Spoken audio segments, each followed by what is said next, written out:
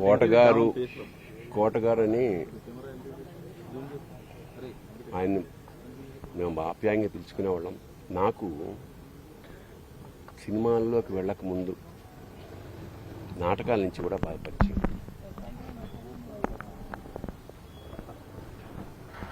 ఆయనతో కలిసి నాటకాలు వేసిన వాడిని నేను. చాలా అంటే ఒక కమిట్మెంట్ తోటి తప్పన ఉండేది విపరీతంగా. అంటే సినిమా యాక్టర్ అవుదాం అని ఎప్పుడు అనుకోలేదు. బట్ నాటకాల్లో బ్యాంక్లో పనిచేస్తున్నప్పుడు ఒక మధ్యతరగతి ఇంట్లోంచి బయలుదేరిన అతని ప్రయాణం అంచెలంచెలుగా one of the best villains of Telugu industry. సరే, మామూలుగా సరదాగా మాట్లాడుకునే వాళ్ళు. కోటగారి నేచర్ ప్రకారం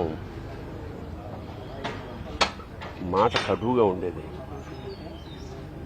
సరే, చిన్నప్పటి నుంచి నాకు తెలిసిన వ్యక్తి కాబట్టి పెద్ద పట్టించుకునేవాళ్ళం కాదు. ఎన్నో విషాదాల్ని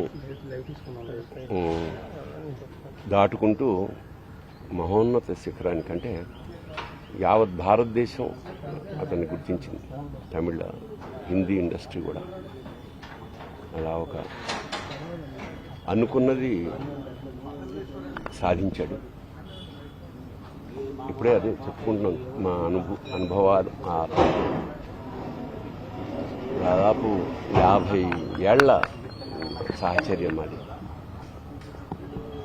పైగా కుటుంబం, చిన్నపిల్లలు ఇంటెదురుగుండా ఉండడం వల్ల మాకున్న కుటుంబంతో కూడా చాలా అనుబంధం ఉంది. అలాంటి కోట శ్రీనివాసరావు ఇవాళ వెళ్ళిపోయాడంటే ఒక శూన్యం. కోట శ్రీనివాసరావు గారి స్థానం మాత్రం ఇంకెవరు పూరించలేరు, అది సత్యం.